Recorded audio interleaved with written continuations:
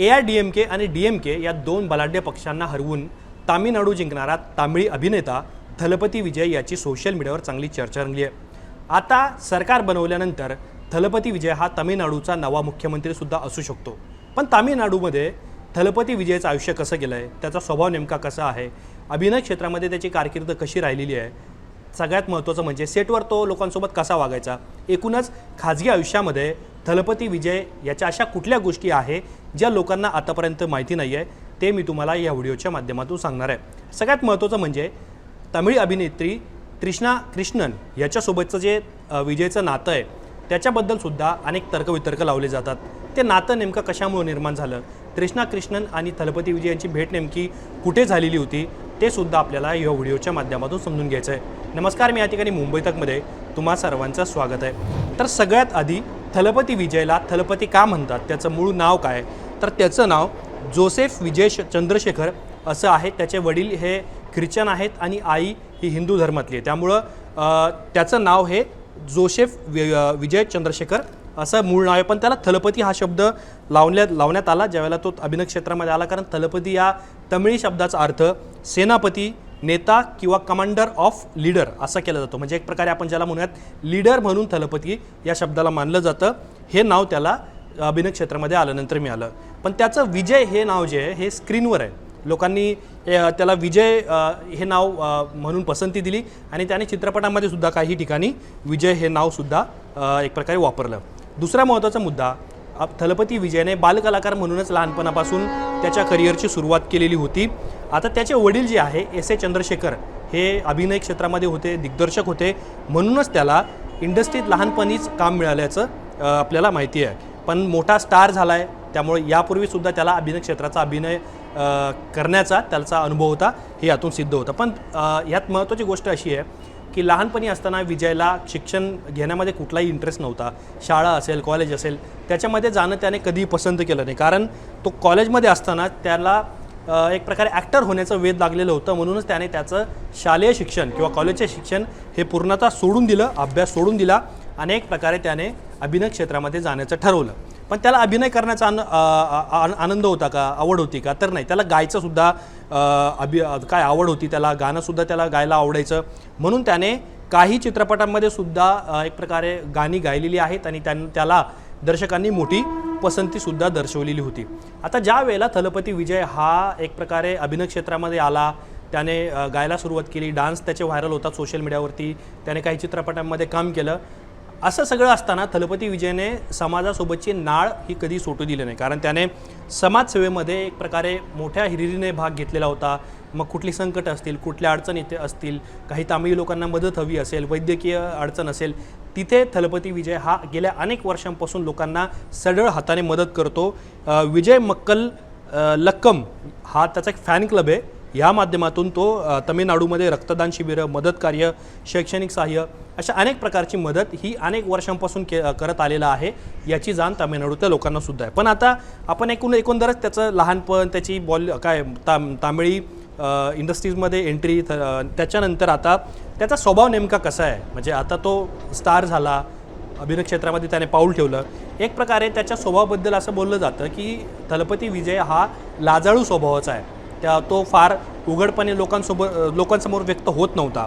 आता स्क्रीनवरती जरी तो कॉन्फिडन्स दिसत असला त्याचा किंवा त्या डेअरिंग तो दाखवत असला, पण प्रत्यक्षात तो लाजाळू आणि खूपच शांत स्वभावाचा व्यक्ती आहे। इंटरव्ह्यू देताना सुद्धा तो फार कमी बोलतो। यापूर्वी ज्या काही माध्यमांनी त्याचे इंटरव्ह्यू घेतलेले आहेत त्यामध्ये जर तुम्ही बघितलं तर विजय हा फार कमी बोलतो, मोजकीच उत्तरं देतो। आता दुसरी गोष्ट अशी आहे की अनेक अभिनेत्यामध्ये तुम्हाला ही गोष्ट कदाचित दिसणार नाही की विजय थलपती हा सेटवर जरी अभिनयासाठी जात असला, ॲक्टिंग करण्यासाठी जात असला, तर एरवी अभिनेते फक्त त्यांच्या सोबतच्या लोकांना ओळखतात। पण विजय थलपतीसोबत असं नाही आहे। विजय थलपती ज्यावेळेला सेटवर जातो तर त्यावेळेला तिथले लाईटमन असतील, स्पॉट बॉय असतील किंवा त्या सगळ्या यंत्रणेमध्ये काम करणारे जेवढे लोक असतील त्यांना तो नावानेशी हाक मारतो, त्यांना वैयक्तिक त्यांच्यासोबत ओळख निर्माण करतो, जे इंडस्ट्रीमध्ये, फिल्म इंडस्ट्रीमध्ये अत्यंत रेअर मानलं जातं। आता ही सुद्धा ओळख त्याला या निवडणुकीमध्ये सुद्धा त्याला फायद्याची ठरल्याची चर्चा आहे। आता दुसरी गोष्ट अशी आहे की ज्या वेळेला तो शूटिंगसाठी जात असतो तर त्यावेळेला तामिळनाडूमध्ये मोठ्या प्रमाणात लोक गर्दी करतात.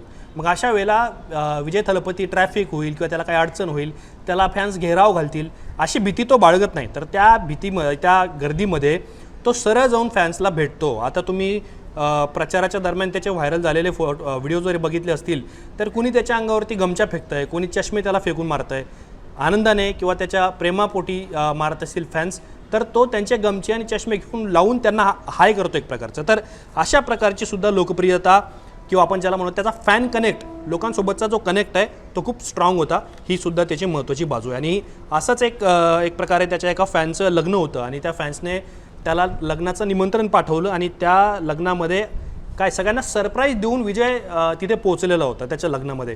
हे फार रेअर असतं, म्हणजे एखाद्या फॅनने त्याच्या आवडत्या अभिनेत्याला लग्नाचं निमंत्रण देणं आणि काही कुणाला कल्पना नसताना तो अभिनेता त्या लग्नामध्ये पोहोचणं, ही गोष्टसुद्धा विजय याच्यासाठी फार महत्त्वाची होती. आणि म्हणूनच पुढचा मुद्दा आपला काय आहे की विजय थलपतीला त्याच्या फॅन्सला सरप्राईज देण्याची फार सवय होते किंवा त्याला ते आवडतं. अनेकदा तो कुठल्याही फॅन्सला भेटायला जातो, अचानक त्यांच्या कार्यक्रमामध्ये हजर होतो, म्हणूनच फॅन्स त्याच्यासोबत इमोशनली कनेक्ट झालेले आपल्याला पाहायला मिळालेले होते आणि त्याचा रिझल्ट आपल्याला तामिळनाडूच्या विधानसभा निवडणुकीच्या निकालात पाहायला मिळाला. आता सगळ्यात महत्त्वाची गोष्ट, थलपती विजय निवडणूक जिंकलेला असला तरी त्याच्या खाजगी आयुष्यामध्ये तो कसा आहे तर त्याला फूड लवर म्हणून ओळखलं जातं. म्हणजे दाक्षिणात्य जे पदार्थ आहेत, डोसा असेल, इडली असेल, सांबर असेल किंवा अनेक अन्य पदार्थ असतील, हे थलपती विजयाला खायला फार आवडतं. तो कुठेही शूटिंगलासाठी जर गेला तर तो त्या भागांमधले काय चांगलं आपल्याला खायला मिळेल हे त्याचा पाहण्याचा विशेष त्याची आवड असते.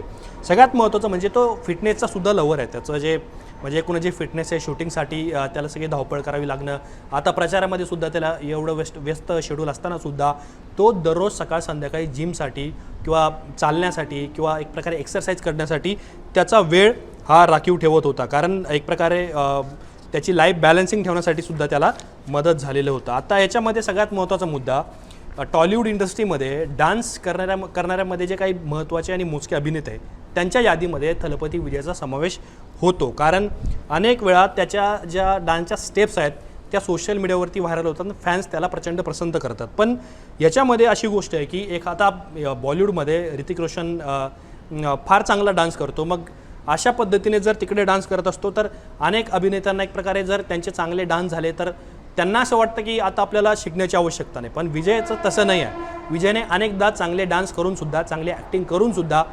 त्याच्यासोबत जे सिनियर लोक आहेत त्यांच्याकडून काही स्टेप्स किंवा काही डान्स शिकण्यामध्ये कधीही कमीपणा दाखवलेला नाही. म्हणूनच तो एकदम साधं आयुष्य जगतो. त्याच्या साधेपणामुळेच लोक त्याला ओळखतात. साधा शर्ट घालणं, साधी चप्पल घालणं, एक प्रकारे लोकांना आपला माणूस वाटावा अशा प्रकारचं वर्तन त्याचं बालपणापासून किंवा चित्रपट इंडस्ट्रीमध्ये येण्यापूर्वीपासून तर आत्तापर्यंत निवडणुकीच्या निकालापर्यंत राहिलेलं आहे. आणि याचा परिणाम काय झालेला आहे की ज्या वेळेला त्याचे चित्रपट प्रसिद्ध होतात तमिळी लोक त्याला अक्षरशः डोक्यावर घेतात. म्हणजे काय आपण थिएटरमध्ये पिक्चर त्याचा सुरू आहे आणि लोक तिथं जाऊन त्याच्या फोटोवरती दुग्धाभिषेक करतात, त्याला दुधाने आंघोळ घालतात त्याच्या फोटोला. अशा प्रकारचे अनेक त्याच्या कटआउट्सला सुद्धा एक प्रकारे लोक पुजतात. अशा प्रकारचे अनेक फोटो व्हिडिओ तुम्ही पाहिलेले असतील. आता मी बेसिकली तुम्हाला थलपती विजयच्या एकूण त्याच्या आयुष्याबद्दल, खाजगी आयुष्याबद्दल किंवा त्याच्या एकूण स्वभावाबद्दल, सवयीबद्दल, आतापर्यंत तो कसा राहिला आहे ह्याच्याबद्दलची माहिती तुम्हाला दिली. पण सोशल मीडियावरती लेडी लक म्हणून ज्याला पाहिलं जातं आहे ती तृष्णा कृष्णन आणि विजय थलपती यांच्यात नातं नेमकं काय? कारण यापूर्वी त्यांना अनेकदा सोशल मीडियावरती एकत्र पाहण्यात आलेलं होतं. ज्या वेळेला मतदान झालं त्यावेळेलासुद्धा तृष्णा कृष्णन यांनी फोटो एक शेअर केलेला होता. त्यांच्यातली जी केमिस्ट्री आहे याच्याबद्दल सोशल मीडियावरती सतत चर्चा होत असते की ते रिलेशनशिपमध्ये आहेत का, त्यांच्यामध्ये काही नातं आहे का. तर आता अनेक वर्षांपासून थलपती विजय आणि तृष्णा कृष्णन हे म्हणजे मुळात दोन्ही तमिळ अभिनेते आहेत, अभिनय क्षेत्रामध्ये काम करतात. दोघांच्या नात्यांबद्दल चर्चा सुरू असली, चर्चा सुरू असली, वेगवेगळे तर्कवितर्क लावले जात असले तरीसुद्धा ही सगळी अफवा आहे. कारण याबद्दल दोघांनी अजूनही अधिकृत नातं असल्याचं जाहीर केलेलं नाही आहे. अर्थात दोघांनी गिली असेल, तिरुपाची असेल, आती असेल किंवा लिओ असेल या चित्रपटांच्या ऑनस्क्रीनमध्ये अनेकदा तुम्ही त्यांना पाहिलं असेल किंवा आपली पुढं हे जे गाणं आहे या गाण्यामध्ये दोघांनी डान्स केलेला आहे. त्यामुळं फॅन्स त्यांना पसंत करतात. दोघंही अनेक कार्यक्रमांमध्ये एकत्र असतात. त्यामुळं त्यांच्या नात्याबद्दल त्यांनी कधीही स्पष्टीकरण दिलेलं नाही. आणि मुळात आत्ता विजय थलपती हा संगीता सोनाली गम यांच्यासोबत विवाहित आहे.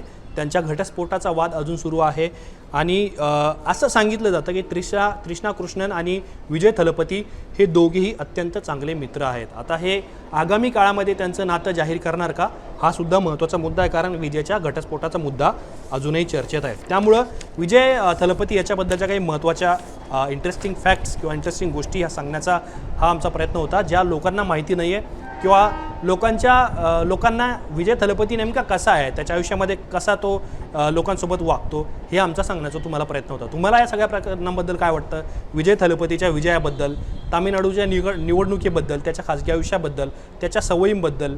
आता तो मुख्यमंत्री होणार आहे आणि सगळ्यात महत्त्वाचं म्हणजे तृष्णा कृष्णन आणि विजय थलपती यांच्या व्हायरल चर्चांबद्दलची तुमची मतं आम्हाला कमेंट बॉक्समध्ये नक्की सांगा. असेच माहितीपूर्ण व्हिडिओ पाहण्यासाठी मुंबई तकच्या यूट्यूब चॅनलला सबस्क्राईब करायला विसरू नका.